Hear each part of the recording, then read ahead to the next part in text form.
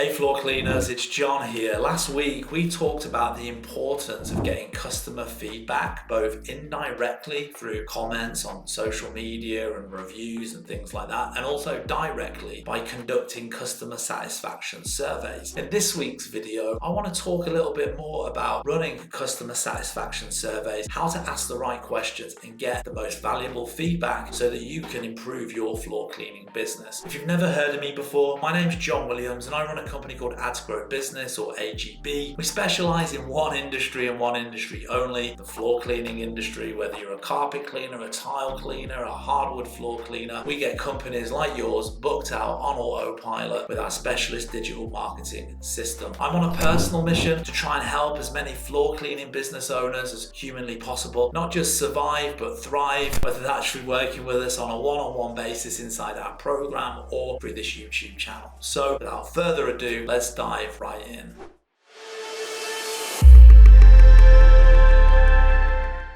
Best customer satisfaction survey tips. Customer satisfaction is one of the few levers brands can still pull to differentiate themselves in crowded and competitive marketplaces. Today, the brand with the best customer experience usually wins. And that's why when you have access to the data that customer satisfaction surveys bring, you can actually take action to improve your customer satisfaction and get proactive about the problems customers face. That means you can turn negative customer experiences around and improve your overall product and service to delight more customers, leading to better loyalty and retention, higher sales, and lesser customer loss overall. And this isn't anything new. Customer satisfaction surveys have been used for years. All the multi-billion-dollar brands have been doing this for a very, very long time. I'm pretty sure that if you've ever been on the phone to the bank or if you've ever ordered anything online from Amazon or any other online retailer, at the end of it, more often than not, they ask you if you've got a couple of minutes to take a quick customer satisfaction survey. And the principle of this and the theory behind this is very, very simple. Ask your customers what they do and don't like and basically give them exactly what they want based on, their feedback. There's no better way to improve your business than figuring out what makes your customers tick, what they do, what they don't like, and then dialing in your business around that. And although you might not have a multi-billion-dollar international corporation, there's no reason why you can't adopt these same principles inside your floor cleaning business. Figure out what your customers do and don't want from your company, and then dial your floor cleaning business around that so that ultimately you've got the kind of business that all your potential customers always dreamt of hiring. And it will allow you to differentiate yourself from the competition and take your floor cleaning business to that next level. So it's not something that's just specific to these big, huge companies. You can definitely take this same theory and adopt it inside your local carpet cleaning business or tile cleaning business and use it to improve your company as well. Let's talk about this then in a little bit more detail. The efficiency of your customer satisfaction data relies on getting honest and accurate answers from your customers. So it's no surprise that most of the problems we see with customer satisfaction surveys revolve around actually getting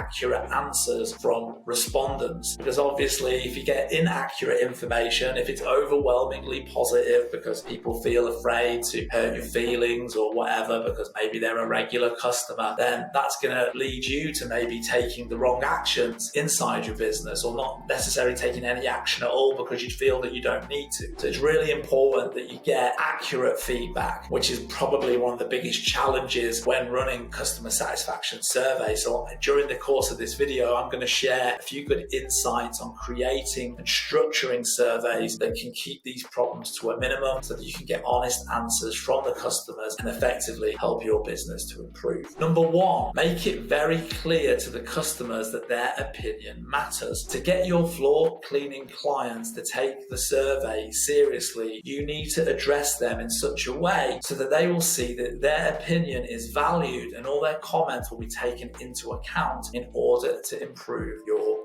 floor cleaning business. Therefore, when asking to complete the survey, always start it with words of appreciation for being an ongoing customer. Tell them a bit more about the importance of the survey, how valuable it will be for you, how valuable it will be for your floor cleaning business to get honest feedback. This will create a more personal touch and incentivize them to help your business out, but not only that, to actually give honest feedback. So making your customers feel that their opinion matters is step one in getting accurate, honest feedback and doing a really good customer satisfaction survey. Number two, aim to get honest and accurate data from your customers. To achieve that, refrain from offering your clients discounts or giveaways, as it might create a situation of reciprocation where a customer feels obliged to give you a good answer or good feedback about your business because they're getting some kind of discount or free gift. Instead, you can do maybe some kind of prize draw or lottery where there's no certain chance of them actually winning something. But in general, my advice would be to avoid any kind of like bribery or incentive to actually participate in a customer satisfaction survey. You just want them to do it off their own back because they want to, and you really want to push for them to give you honest feedback so that you can get the best data possible. So it's really important that you make it very clear how important getting honest feedback is actually going to be. What you can do, here's another little hack. Don't incentivize this in any way, shape or form. But those that leave the feedback, good or bad, you could send them like a discount card or give them some kind of free gift as a thank you after they've left the feedback without telling them that they're actually going to get it up front. And that will create a really nice customer experience because they weren't expecting it. It'll be a nice surprise, and that actually might then lead them to actually booking with you.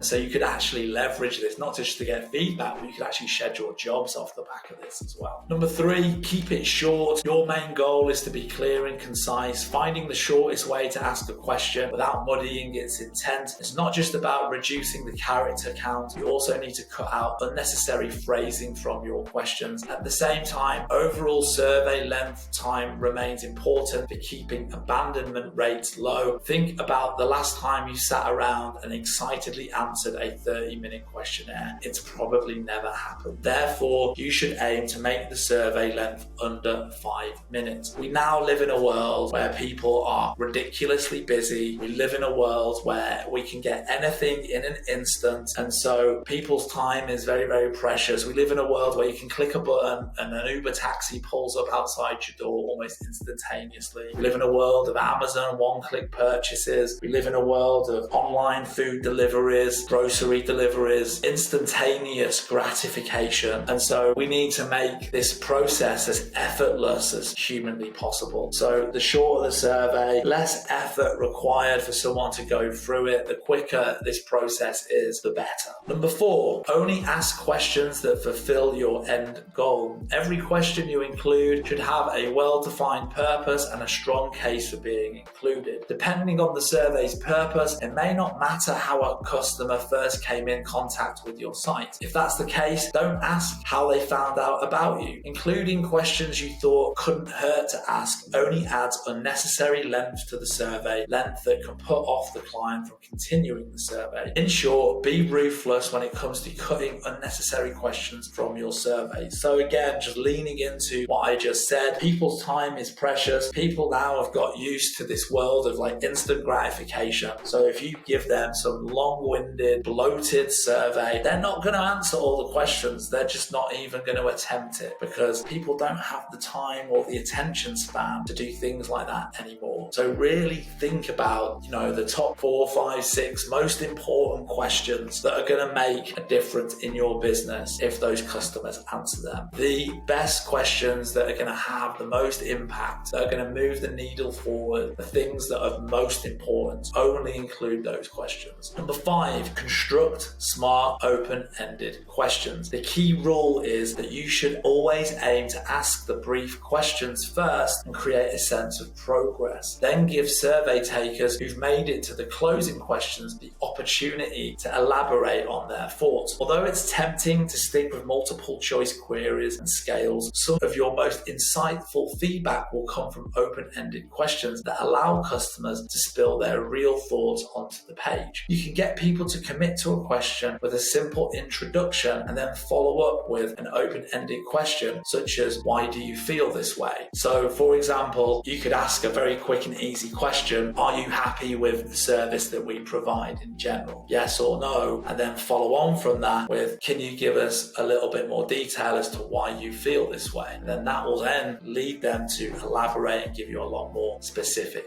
feedback. Number 6, make use of yes or no questions. When you're asking a question that has a simple outcome, frame the question as a yes/no option. What is great is that these questions require zero effort from your floor cleaning customers. Some questionnaires can be as basic as 3 smiley faces, happy, neutral, sad, or plus and minus choices. Sometimes these simple and super fast surveys are all you need to get all the information, and it won't make your client feel like they were dragged into some endless survey. So again, leaning into what we were just discussing, you could ask a very simple yes/no answer. Did you have a great experience the last time you hired us? Yes or no? And then you can follow that on by asking them to elaborate. What's great about this process is the initial questions are very quick to answer, require minimal effort, and then you can give people the option to elaborate if they so wish. And so what that will then allow you to do is those that do take that next step and elaborate a little more, allow you to get that more specific feedback whilst keeping the survey itself as less time consuming as possible and requiring as little effort as possible, because the majority of it's like yes, no, with the option to elaborate. So let's get super specific, and I want to give you 6 questions that today you can ask your customers in the satisfaction survey that's specific to your floor cleaning business. Number 1, how easy was it to schedule a floor cleaning service with us? Number 2, did the technician arrive on time? Punctuality is always a very important thing. Number 3, was the process of floor cleaning explained to you clearly? Number 4, were you satisfied with the results? Number 5, would you book a floor cleaning job with us again? Number 6, is there anything we can improve to make your future experience even better? I'm pretty sure if you ask these 6 questions, you're going to get all the information that you need to take your floor cleaning business to the next level. Number 8, think about your timing. Studies found the highest survey open and click-through rates occurred on a Monday to Friday and Sundays respectively. Many service-based companies conduct customer surveys once a year or at most once per quarter. And whilst that's great, it's not enough to keep a real pulse on customer satisfaction. You don't want to wait 90 days to find out your customer is unhappy. Between full surveys, you want to keep a keen eye on your customer satisfaction ratings and other metrics. So you might use an indirect data capture such as analyzing booking calls or monitoring social media platforms. To get the most out of your surveys, try a combined approach where direct quarterly questionnaires are combined with indirect data capture. Final thoughts. To get the most out of customer satisfaction surveys, it's very important to make your customers feel valued and that their opinion matters without offering them any discounts or gifts in return. This will allow you to get honest feedback on your business and then take the necessary steps. Think of the amount of time it's going to take for your customer to complete the survey and try to make it as effortless as possible. Make it short by only asking the questions that matter. Don't underestimate the importance of regular customer satisfaction ratings directly and indirectly to keep your finger on the pulse inside your business. So I really hope that you enjoyed this video. If you did, don't forget to hit the like and the subscribe button so that you get notified when the next video comes out. And if you'd like to find out a little bit more about working with us, head down to the description below where you'll find a link to our website, which has got loads more information and where you can also book a call. See you on the next video. Peace.